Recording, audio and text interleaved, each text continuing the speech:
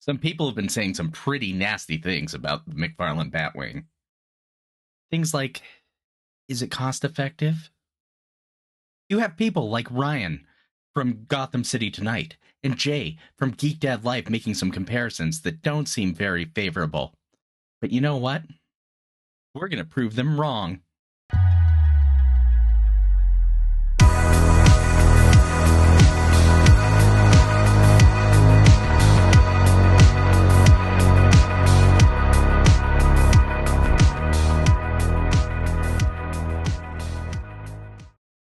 Hey, you guys. My camera is set. The scene is ready to go. I'm the fantastic Chris Plastic, and we're joined today in the chat by none other than Quip. Quip, yar, yar. I don't know if we're pirate sounding, but we'll go with it. I am so excited to be talking about this Batwing. And at the end of the day, your decision to buy this or not is emotional. But I want to take away a logical argument that some people are trying to make about the Batwing that just doesn't fit. But before we get into that, I want to first talk about what the Batwing is. Close enough, good. And some of the features of it. So let's pull up the browser here and get in the studio. So this is the Mcfarlane Gold Label Batwing from the upcoming Flash movie. It's not quite the classic 1989 Batman. It comes in at an astonishing $249.99. But I'm going to let you in on a secret right away. With code MTS10, you can save 10% on this, which is not bad on something that costs $250. So it does drop the price at $250. It is 35 inches in width, 27 inches long. It's massive. It's just absolutely massive. It is exclusive to the Mcfarlane Toy Store, so I believe this will be one of the few toys that will not get discounted in this particular wave. I could be wrong. I've been known to be wrong, but I'm hoping that's not the case. But I want to go over some of the features on this. It comes with a 2-in-1 wall mount. It's got the push-button opening cockpit. Hopefully better than the Superpowers versions of that. Has adjustable jet thrusters. I'm not entirely sure what that means, but it is a little bit of a play feature. As well as a retractable landing gear. So I've heard some people say that that's not a feature on this particular Batwing, but it is. So let's keep that in mind. Now, for some people, the thing they're saying is, of course, but Chris, why would we spend that kind of money when we wouldn't spend that on something like the Engine of Vengeance? After all, it was $350, and it potentially came with a whole bunch of action figures. Well, maybe up to 4. But I think that's a bad comparison. And the reason is, the Engines of Vengeance had some competition.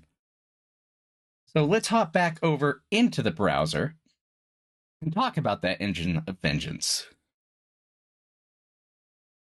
It, of course, came with, at minimum, this Ghost Rider action figure, a plethora of flame effects, an alternate head for Robbie Reyes.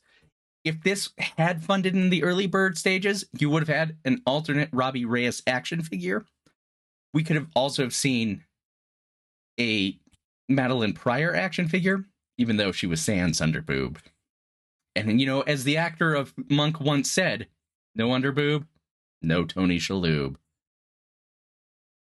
But the reason, and it was because of this, the Hot Wheels RC, the Batman Batmobile. It's still available at this retail price from other retailers like Amazon. And it was 1/10 scale, so it was a little bit bigger than that Engine of Vengeance. And there were many YouTubers out there giving customizing techniques on how you can make this a more affordable engine of vengeance. And that's something really the Batwing doesn't have. There is no on the market comparison to it at this moment. But there is a pretty good comparable to it. And it came out just about 7 years ago. And it was this: the DC Collectibles Animated Series Batwing. At the time, it was $175, so cheaper than what we're seeing now. But the trick to that, of course, is inflation. So if we look at the cost when adjusted, so that came out in October 2016. And when we calculate that, it's $217, which is still a little bit cheaper than the discounted price for the current Batwing from Mcfarlane. The measurements of this were 37 inches long and 25 inches wide. Very close, actually, to what we were seeing with this. Very similar to the dimensions of this new Batwing. Now, there were some features that this newer or the 6-year-old Batwing, 7-year-old Batwing had that, quite frankly, the new one doesn't. It had a light-up cockpit, and you could fit 2 action figures in this. So, longer, not near as wide, but very similar in square footage. But here's the problem. Couldn't wall mount, so you really were in space danger with this thing. And if you want this Batwing now, you're looking at $500+ to get it. And again, Quip beating the story beat just ever so closely. So that's the real comparison. $500 for a Batwing now, and chances are that doesn't include shipping. Or you can buy a brand new one for less than $250 shipped.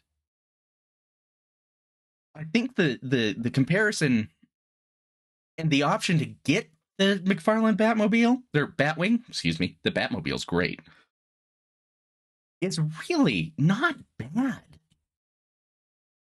So if someone tells you, but the Engine of Vengeance didn't fund, so that's not what we're talking about.